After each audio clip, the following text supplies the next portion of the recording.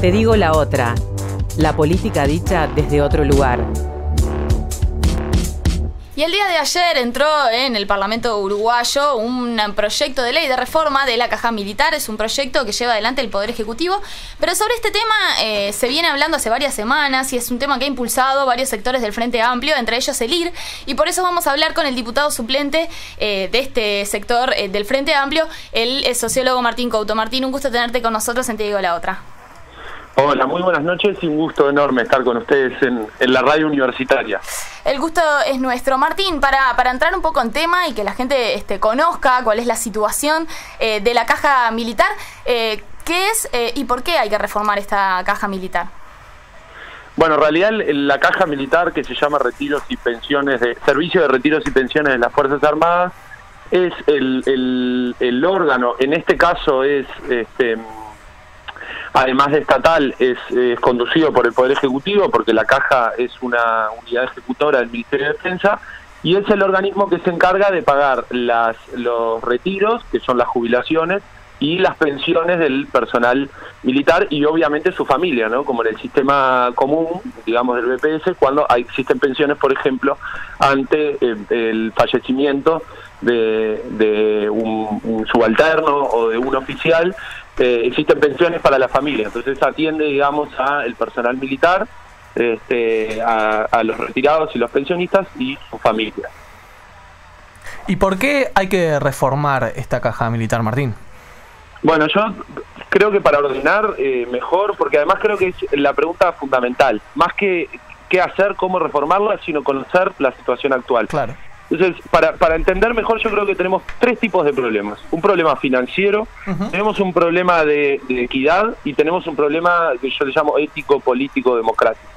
El problema financiero es tal vez lo primero que salta a los ojos, y es el déficit de la Caja Militar. Es decir, la Caja Militar no se autofinancia, no le alcanza para pagar todos los retiros y pensiones con lo que cobra por los funcionarios en actividad, digamos, de aportes patronales y de aportes personales.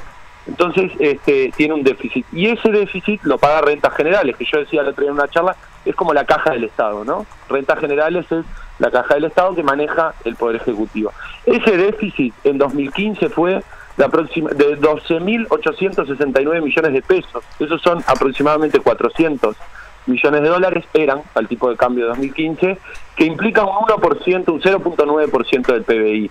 Para que se entienda, nosotros discutimos el año pasado un ajuste fiscal con modificaciones en el IRPF, en el IAS, en el impuesto a la renta de las actividades empresariales, con postergación del incremento del gasto educativo, etcétera. Toda esa discusión era para bajar un punto de déficit, un 1% del PBI. Bueno, es el mismo déficit que tiene la Caja. Claro. ¿Por qué un problema? Ese sería el problema financiero, digamos, y es el primer argumento contra quienes plantean que acá hay un empuje ideológico, porque es más, los mismos que se quejan del déficit del FONASA, que atiende a mucho más personas, cientos de miles más, dicen que hay un problema ideológico si a uno le rompe los ojos que no puede haber un déficit que atiende, de una caja que atiende a 55.000 personas de un 1% del PBI. Yo les decía, bueno, hay un problema de equidad. ¿Por qué? Porque las militares tienen un régimen de retiro totalmente distinto al de los civiles. Las edades de retiro, por ejemplo, por mencionar alguna, el promedio de la edad de retiro del personal militar es 49 años, mientras que el mínimo de edad para jubilarse en el BPS son 60 años. Y además esa cifra, ¿por qué les decía el promedio de retiro? Porque depende del personal, si es subalterno, si son oficiales y jefes o superiores, o oficiales superiores. El retiro voluntario puede ser a los 44 años para el personal subalterno, a los 49 para oficiales y jefes y a los 53 para oficiales superiores. Y el obligatorio es a los 50 para el personal subalterno, 54 oficiales y jefes y oficiales superiores 57. Es decir, el que tiene un retiro obligatorio más tardío es 3 años menos igual que el de los civiles, que además no son la mayoría, ¿no? Los oficiales superiores no son la mayoría del personal militar. Y rápidamente, porque yo creo que hay un problema ético, político y de una cuestión democrática, porque no podemos obviar que la ley madre de este sistema, es decir, la columna vertebral, es un sistema que tiene aproximadamente, creo que eran 150 leyes que lo regulan y además agreguenle decretos reglamentarios, ordenanzas y resoluciones de la propia caja. Pero la columna vertebral de este sistema es un decreto ley votado en la dictadura en el año 1974. De hecho, es uno de los primeros proyectos que vota el Consejo de Estado, que designó la dictadura para sustituir las funciones legislativas del Parlamento. Es un proyecto de más de 200 artículos, es una ley de más de 200 artículos, que se discutió en tiempo récord en el Parlamento. Y además tiene otra particularidad, tal vez más simbólica, y es que ese proyecto enviado al Poder Ejecutivo por el dictador Juan María Bordaberry, el miembro informante en el plenario del Consejo de Estado es Aparicio Méndez. Entonces, ¿cuál es el problema con esto? Que no tiene que ver ni con venganza ni con tratar de juzgar crímenes de lesa humanidad a través de la reforma de la caja militar. Por favor, no. Eso es algo que nos adjudican quienes están en contra, pero nunca lo planteamos quienes planteamos la reforma. ¿Pero por qué es importante? Porque estamos hablando de un Estado usurpado por militares civiles que generó un montón de beneficios para quienes lo usurparon y que después en la democracia primero se convalidó este decreto ley en el proceso por el cual se convalidaron las leyes, en una democracia tutelada, principios de la recuperación democrática, y tantos años después de haber recuperado la democracia, además de haber reformado todas las cajas, nunca se nos ocurrió tocar ni mirar, ni nunca se pudo discutir siquiera por qué reformar la caja militar. Entonces, Martín, a la interna de los militares, esto sabemos que no ha caído bien, pero ¿hay algún grado de apoyo, de negociación, o es un bloque cerrado que rechaza abiertamente la posibilidad de la reforma? No, han negociado, eso se los puedo decir. Claro que han negociado, y han negociado por determinadas cuestiones puntuales, por ejemplo, el aumento de la edad de retiro. Claro. Más allá de que después, cuando se presentan ante la opinión pública, plantean, en general eluden la discusión, ¿no? Porque, por ejemplo, el discurso del comandante Manín Ríos habló de privilegios, y irónicamente del privilegio de servir a la patria, etcétera, pero eludió la discusión sobre si los militares tienen que tener una edad de retiro de 44 años, 16 años, más baja que los civiles. Pero en las negociaciones yo tengo entendido que han negociado algunas cosas, han acordado cambiar la edad de retiro. Por supuesto que después obviamente no hay un punto de acuerdo en la edad exacta que se va a modificar, es decir, los militares aceptan que se aumente la edad de retiro, pero muy poco, y por lo menos nosotros creemos que hay que hacer todos los esfuerzos para reequiparar al régimen civil. Porque además, y esto es importante, se insiste con la especificidad de la profesión militar. Y eso es cierto, pero también es cierto que el régimen común ya contempla estas especificidades. Hay muchos trabajos, por el tipo de trabajo, que en vez de 2 años, cada 3 años de servicio se computa uno más. Bueno, nosotros no estamos cerrados a ese tipo de mecanismos si se explican por la especificidad de la tarea. Pero igual el que sea una tarea con determinados rasgos particulares no puede fundamentar tener el nivel de privilegios que tenemos hoy. Y con una última cosa que les agrego, esto no es uniforme.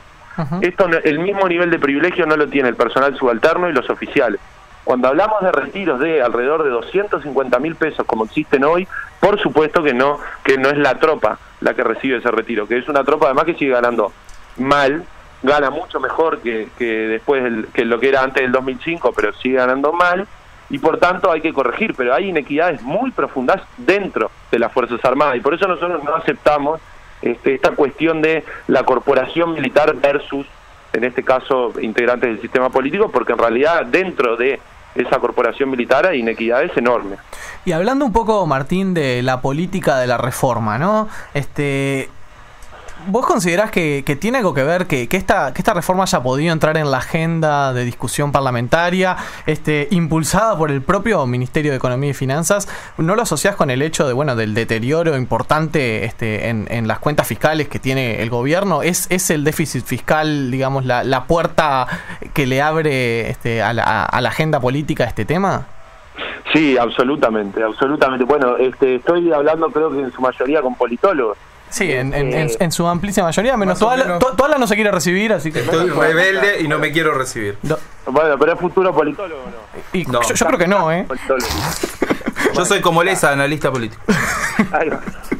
Esa categoría rara que se inventaron los medios, ahí no piden títulos, pero bueno. No, a ver, sí, claro, la puerta de entrada es el problema financiero, por eso yo se lo nombraba en primer lugar. Pero no es algo, en mi opinión, que le quite mérito al haber insertado este tema en la agenda. ¿Por qué? Porque es lógico, ante una cosa tan compleja, no tenemos información completa, y es más, yo diría es la caja sobre la que menos información tenemos.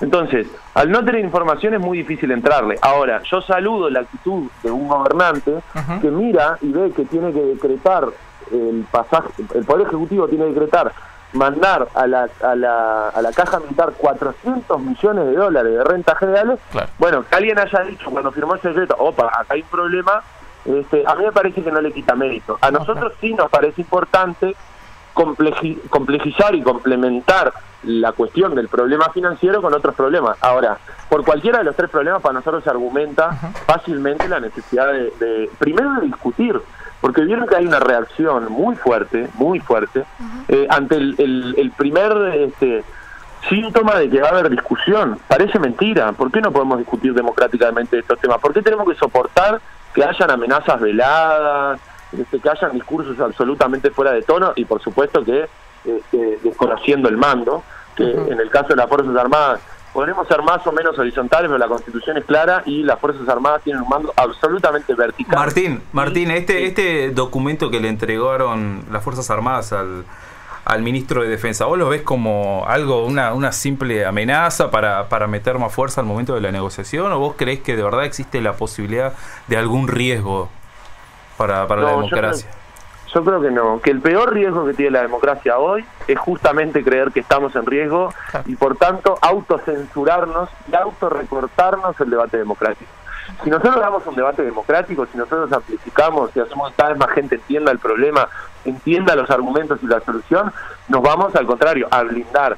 Y además vamos a permitir o vamos a lograr que los militares entiendan que esto no es una cosa contra los militares. Porque agrego un argumento, se dice todo el tiempo, bueno, hay que generar una reconciliación entre las Fuerzas Armadas y el resto de la sociedad.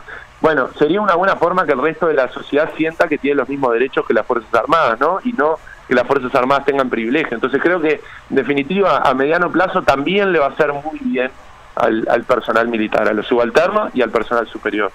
Martín, te quería preguntar respecto, a un poco cómo viene el tema tratado en la bancada, ¿no? ¿Cómo notás la receptividad respecto de este proyecto que llega del Ejecutivo, que fue remitido en el día de ayer, si no me equivoco? ¿Te parece que van a estar los 50 votos en la Cámara para lograrlo? Y depende. Bueno, ahí tenemos una novela. El Gonzalo Mujica es uno de los primeros temas que planteó desde el momento que se separa de la bancada del Frente Amplio, fue este tema, y lo planteó de una manera muy firme. Está en contra de cualquier tipo de discusión sobre este punto. De hecho, ayer creo que declaró y no conoce el proyecto, porque el proyecto formalmente todavía no entró, estoy casi seguro. De hecho, cuando se nos presenta ayer, es una presentación oral, tomamos muchos, Gonzalo Mujica no estaba, obviamente, y ya ayer declaró una serie de cosas sin conocer ningún tipo de texto. Entonces, yo creo que el voto de Gonzalo Mujica no está. Bien. Sí creo que podrían aparecer, o deberían, o sería esperable que aparecieran, votos de otros lugares. Por ejemplo, yo no vería raro que Fernando Amado, que Ope Pasqué, que Eduardo Rubio pudieran ver con buenos ojos esta reforma, porque en realidad a mí me parece que cuanto más se conoce el problema, más se cae de maduro, que es una cuestión hasta de sentido común. Pero en la bancada de diputados en sí todavía no lo discutimos. El otro día fue una presentación del Ministerio con preguntas de integrantes de las dos bancadas, del Senado y de Diputados. Todavía no se ha discutido en profundidad en la Cámara de Representantes. En el Senado parece que sí está más sencillo su trámite, ¿no? Sí, bueno, primero porque son menos, eso hace cualquier trámite más sencillo, pero además porque aparentemente hay voluntad de aprobarlo. Claro que después siempre existe el riesgo de empantanarse en algunas cuestiones puntuales y que terminen haciendo naufragar la reforma. Nosotros creemos, uno, tiene que haber reforma. Dos, no podemos perder la oportunidad después de tantos años de hacer una reforma tibia o una reforma media, una reforma que atienda más a los temores que podemos llegar a tener que a lo que nos parece justo y necesario para la reforma. Bien. En ese sentido, capaz que se podría empantanar en el Senado, pero yo creo que no, creo que viene bien. Martín, ¿y el debate sobre la necesidad de tener Fuerzas Armadas vendrá en algún momento? Bueno, habrán visto que estamos hablando de aumentar los años de retiro y los escándalos que que se arman, digamos. Yo creo que Sí. es un debate necesario. El Uruguay, en una cosa que se amplificó poco, y esa es una de las claves, nosotros no podemos seguir discutiendo sobre defensa, sobre lo militar, dentro del sistema político, con algunos medios de comunicación que se interesan y 3 o 4 ciudadanos que entienden. Necesitamos amplificarlo. El primer gobierno del Frente Amplio se dio un debate profundo que incluso involucró a la academia, el Instituto de Ciencia Política tuvo un rol relevante. Se hicieron publicaciones y de eso surgió la Ley Marco de Defensa. Ahora, todavía nos falta discutir la ley orgánica de las Fuerzas Armadas y la ley orgánica de cada una de las fuerzas. Nos falta discutir todavía el pasaje definitivo de la justicia militar a la órbita civil. Y en el marco de que nosotros podamos dar esos debates, bueno, nos va a ir quedando más claro si son necesarios o no. Si yo discuto qué Fuerzas Armadas quiero, tiene que estar abierta la posibilidad para decir, bueno, en realidad me estoy dando cuenta que no preciso Fuerzas Armadas o que sí las preciso de tal o cual dimensión, etcétera. Yo creo que es una apuesta fundamental para que efectivamente el gobierno de las Fuerzas Armadas esté en manos del poder civil y para democratizar en un sentido sustantivo estas discusiones. ¿Estas discusiones son más posibles ahora tras la muerte de Eleuterio Fernández Huidobro? Bueno, justamente hablábamos esto de la ciencia política y la agenda y el ingreso a la agenda. Yo creo que no. Creo que hay una cosa en el análisis de Huidobro, de lo que podamos hacer sobre Huidobro, y es que en ningún caso, actuando en el gobierno, actuó solo, ¿no? Integrado a un poder ejecutivo con 2 presidentes, Mujica y Tabaré Vázquez, y en general la dinámica dice que si el presidente está en contra de la línea que está llevando un ministro, lo tiene que destituir. Entonces, yo creo que no, probablemente ahora sintamos que falta una voz de aquellas que nos hubiera pinchado bastante en este debate. Pero creo que no porque ni Huidobro tenía todo el poder ni el resto miraba lo que hacía Huidobro y quedaba perplejo. Creo que el análisis más profundo, más complejo, dice que bueno, que Huidobro nos podrá gustar más o menos, pero un ministro del Frente Amplio, y por tanto es el Frente Amplio el que antes y ahora discutía o no discutía estos temas. Creo que ese análisis más puntual o más personal, yo en lo particular creo que no aplica para este caso. Te digo la otra, la política dicha desde otro lugar.